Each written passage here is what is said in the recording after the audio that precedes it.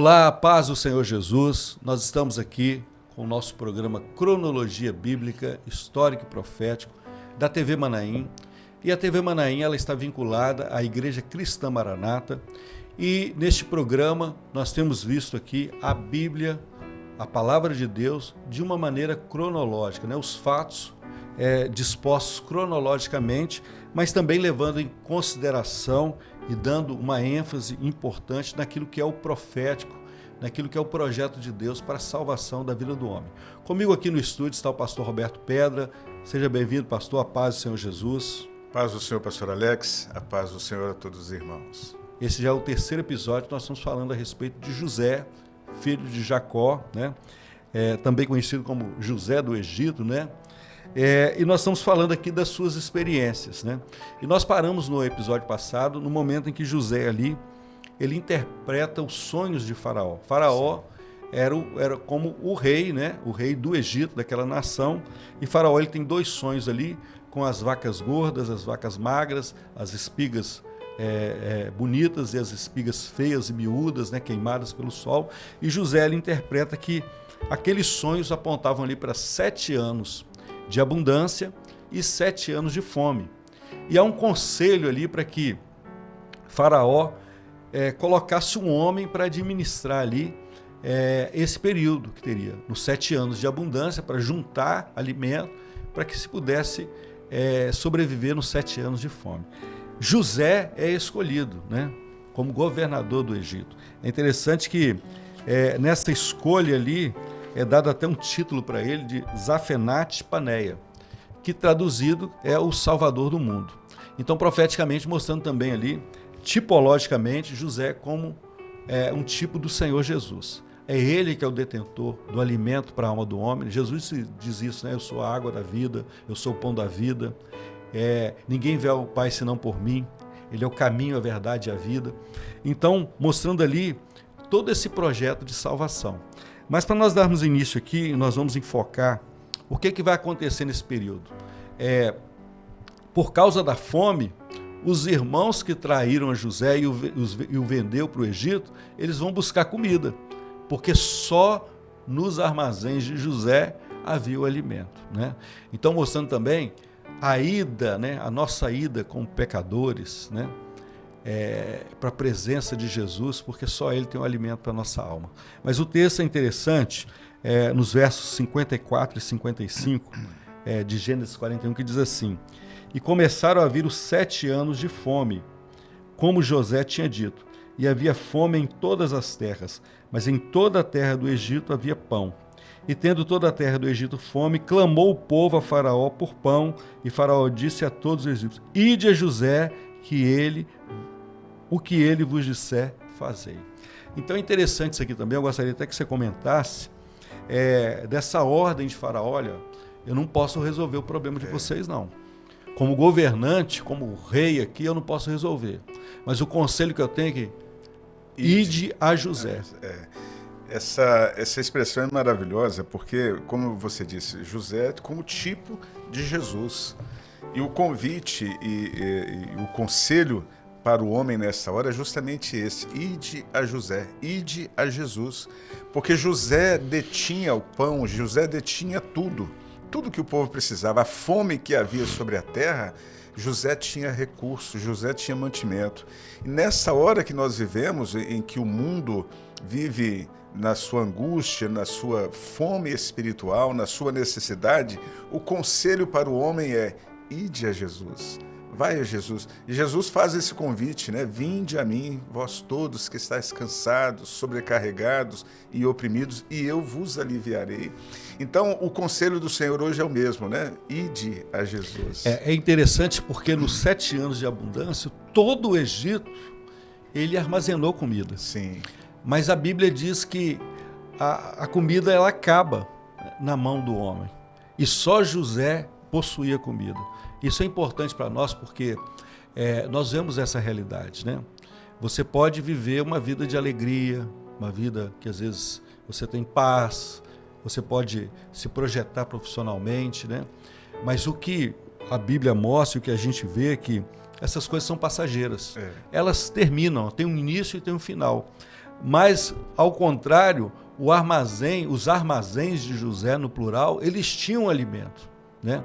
Então, é essa infinitude que há na pessoa do Senhor Jesus, né? Sim. Não vai cessar. A paz que Jesus ele oferece para a minha vida, para a sua vida, não cessa. Não tem fim, porque é eterna, né? A alegria, a salvação, uma mudança de vida. Então, isso nós vamos encontrar em Jesus, né? E é essa ordem para você que está nos assistindo nesse episódio: ide a Jesus, né? É Ele que vai resolver, é Ele que vai cuidar de todas as coisas. Só para nós termos uma ideia aqui, Pastor Roberto e os nossos espectadores, sobre os fatos que vão acontecer nesse período, cronologicamente, e vai ser colocado um quadro aqui em tela cheia que vai nos mostrar aqui que esses 7 anos de fartura vão acontecer de 1686 a 1679 a.C., vão estar descritos ali no livro de Gênesis, no capítulo 41, do verso 46 a 49. Nos versos 50 e 51, menciona o nascimento dos filhos de José, Manassés e Efraim, né, que vão ser figuras importantes depois nas 12 tribos de Israel, né, nós vamos falar lá na frente, né? Depois nós vamos ter, em 1685, 1683 e 1681, o nascimento dos filhos de Levi, um dos irmãos de José, Gerson, Coate e Merari. E por que nós destacamos isso aqui? Está lá no livro de Êxodo já, mas cronologicamente está nesse período de tempo, Êxodo 6:16, Números 3:17 e 1 Crônicas 6, verso 1 e o verso 16, porque Coate vai ser o avô de Moisés.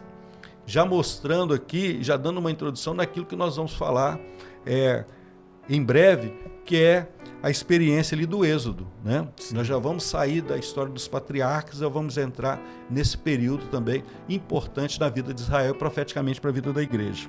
De 1679 a 1672, os 7 anos de fome, que nós vamos enfocar mais aqui, e em 1678, durante esse período de fome, José abastece a sua família, porque os seus irmãos vão vir até ele também, porque Jacó escuta, olha, lá no Egito tem um homem que tem comida. Sim. Então nós temos que buscar isso, né?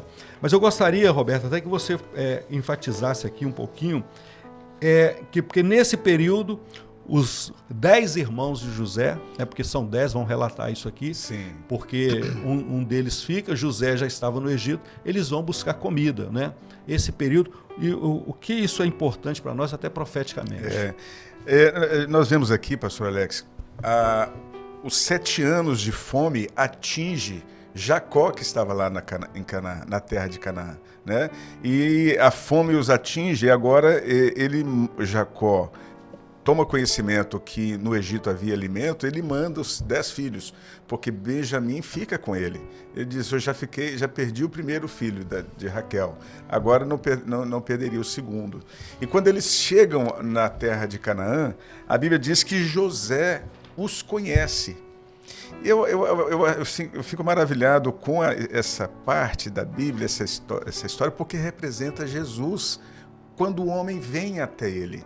A Bíblia diz que quando eles chegaram até ele, José, para experimentá-los, ele diz, vocês são espiões, vocês vieram espiar a terra.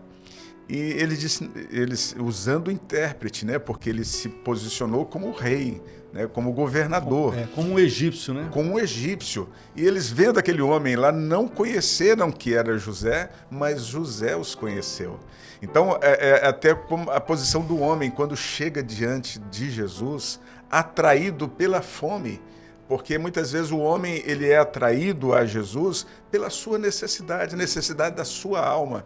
E quando ele chega diante do Senhor Todo-Poderoso, ele pode pensar assim, olha, ele não me entende, ele não me conhece, mas José os conheceu.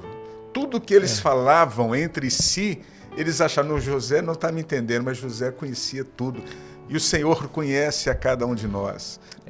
Isso é importante porque nós vemos essa realidade nos nossos cultos, né? Sim. Talvez foi a experiência de você que está nos assistindo, a minha experiência. Eu vou lá espiar como é que é esse culto, né? estou com fome, mas eu vou espiar. Porque o que o espia faz? Ele vai, ele olha, às vezes ele se alimenta e ele vai embora. Então essa expressão de José, vós sois espias, é isso que às vezes o homem ele faz, né? Ele queria só conhecer. Só né? conhecer. Se alimentar do culto, os louvores, a palavra ali, e eu vou embora. Mas o que você coloca é muito profundo, porque a Bíblia diz que José os reconheceu.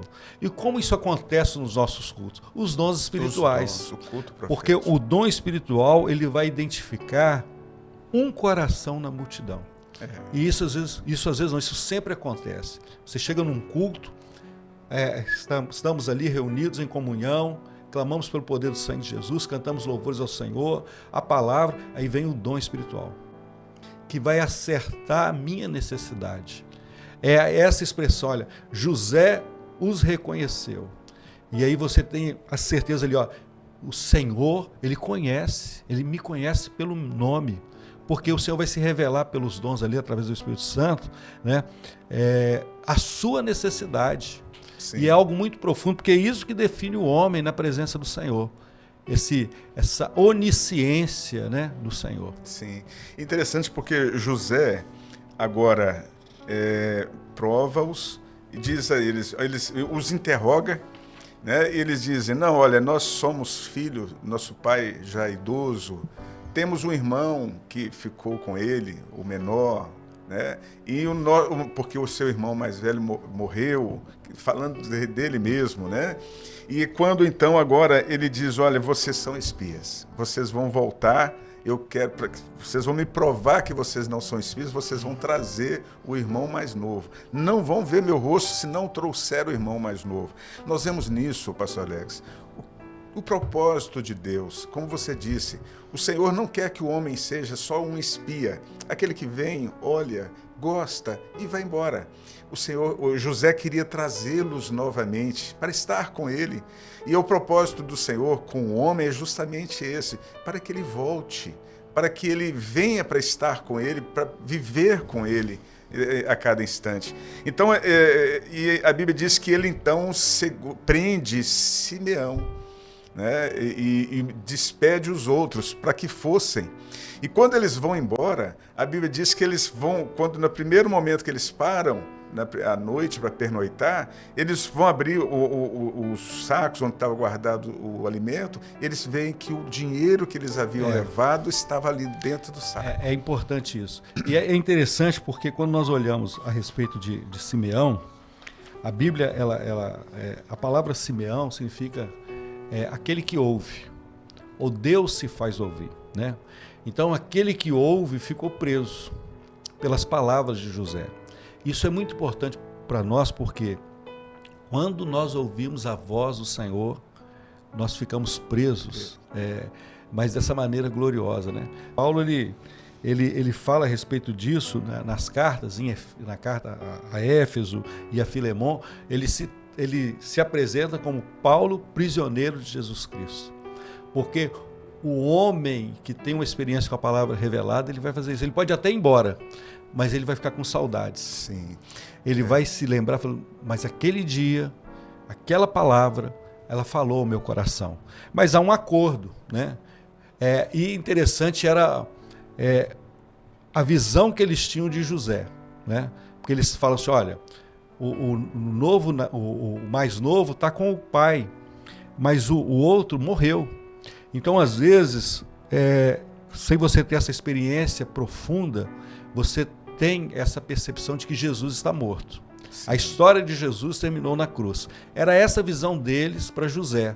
E às vezes a mesma visão, talvez de você que está nos assistindo aqui, de pensar que a história de Jesus terminou na cruz. Não, mas ele está vivo. Ele ressuscitou. É ele que está se revelando. Ele que está se revelando.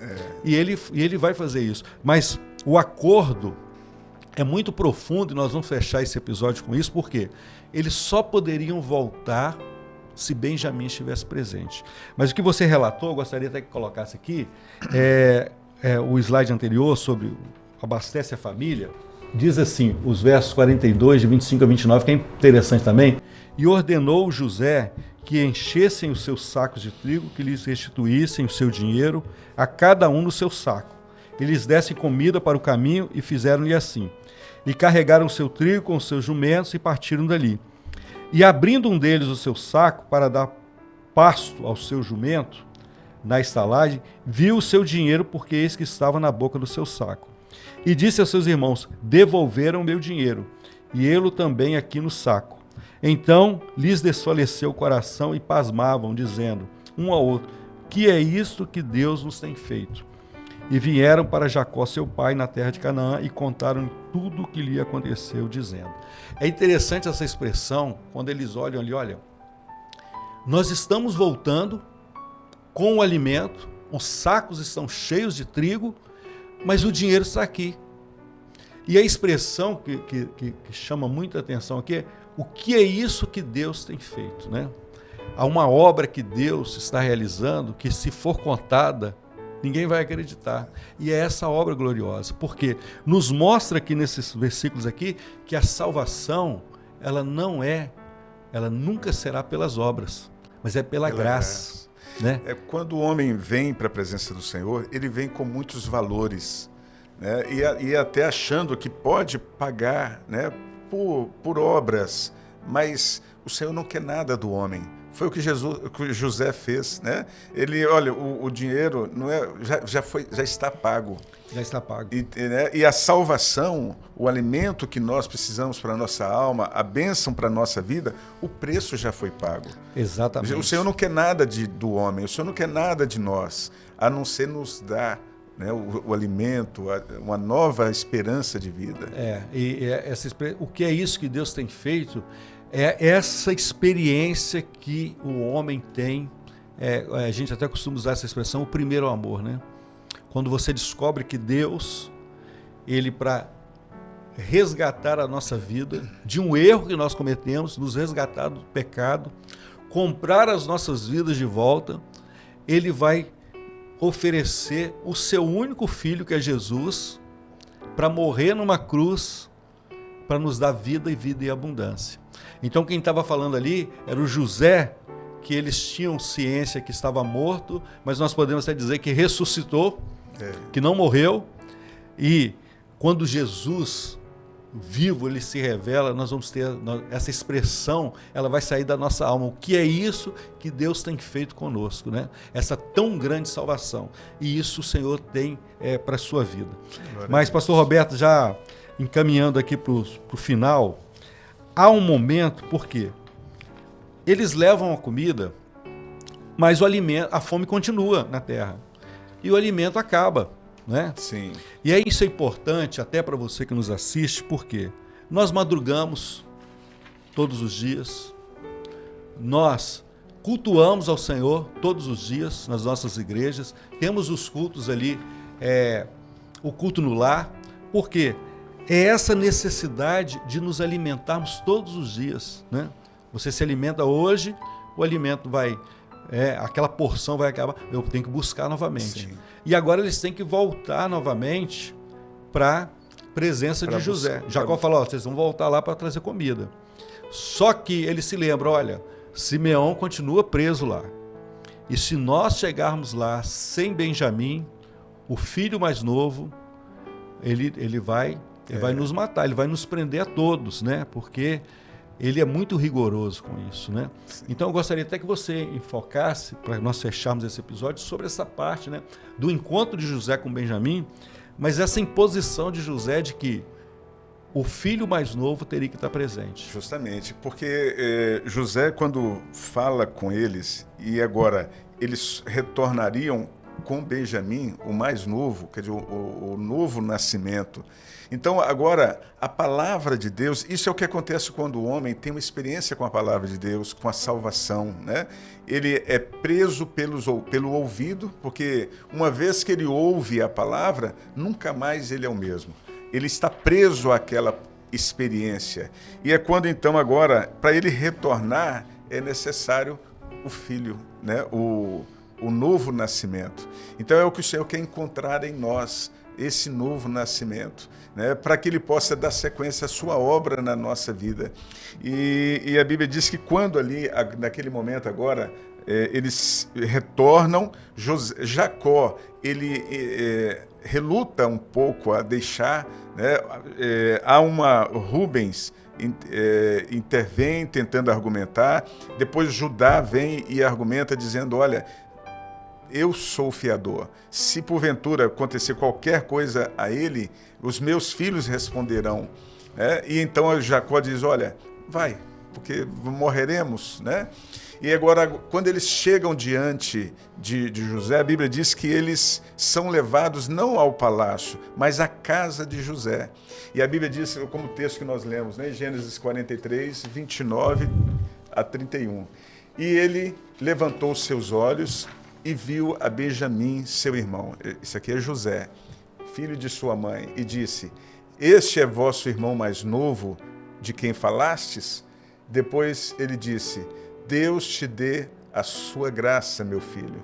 E José apressou-se, porque as suas entranhas comoveram-se por causa do seu irmão. E procurou onde chorar. E entrou na câmara e chorou ali. Depois lavou o seu rosto e saiu e conteve-se e disse, pão de pão. É maravilhoso, né? Essa passagem. Gloriosa essa. Porque nós vemos todo o amor do Senhor pelas nossas vidas. Quando José ele põe os olhos no filho mais novo, né, que fala do novo nascimento, né, o homem, quando ele vive essa experiência do novo nascimento, de deixar a velha vida, e de deixar tudo para trás, sim, há essa expressão, né? Eu posso até dizer essa comoção no céu, porque há uma festa no céu quando um pecador ele se arrepende. Sim. Então, os olhos de José ali, o choro de José, que olha, o sacrifício, ele valeu a pena, né? Esse está sendo resgatado, né, para uma eternidade. Sim. E é interessante que, só voltando um pouquinho, quando Judá ali se propõe a dar os filhos, né, Jacó fala, não, se eu tiver que ficar desfilhado ficarei. Nós vemos também outra nuance aqui, porque não há outro substituto para a morte de Jesus. O pai, ele ficou desfilhado naquele momento, né? O seu único filho, ele morreu na cruz. Ele ressuscitou depois, mas ele não há acordo com o pai. Não há outro Salvador, não há outro intermediário, não há. É o meu filho que vai morrer na cruz, né? Então é interessante essa expressão, mas que mostra isso. Sim. E nós estamos chegando ao final aqui, mas é interessante quando José diz assim, ó, pão de pão, no final ali do capítulo há um detalhe que todos comeram aquele banquete maravilhoso, eles ainda não sabiam que era José. Sim. Estavam se alimentando ali, José vai se revelar, nós vamos tratar sobre isso no próximo episódio, mas a Bíblia traz um detalhe que para Benjamim, ele ordenou assim, olha, a porção de Benjamim é 5 vezes maior. Isso é algo profético também interessante, porque quando o homem ele se entrega a Jesus, a um novo nascimento, ele começa a viver essa operação dessa porção quintuplicada, que fala do ministério de Jesus, né? O 5 fala do ministério de Jesus, do governo de Jesus sobre a vida da igreja, porque o novo nascido ele vai ser inserido no corpo, que é a igreja. Sim. Ele vai viver os banquetes dos cultos, da experiência, dos dons espirituais, do alimento, da oração, né? Da doutrina, e ele vai viver intensamente esse ministério de Jesus sobre a sua vida. Sim. E nós estamos encerrando aqui para dizer para você que você também pode ter essa experiência. Talvez está faminto, né? Há fome na terra, mas você pode se apresentar como Benjamim, como um novo nascido, né? O filho mais novo, e viver essa experiência da operação de Jesus sobre a sua vida. Nós estamos encerrando aqui, queremos dizer a todos a paz do Senhor Jesus e renovar o convite para que você possa estar assistindo a este programa, também toda a programação da TV Manaim. Nós temos conteúdos para as crianças, para as senhoras, para os jovens, para a igreja em geral, mais conteúdos que apontam para a pessoa do Senhor Jesus. A todos a paz do Senhor, a paz do Senhor, pastor Roberto. A paz do Senhor, pastor Alex, a paz do Senhor a todos.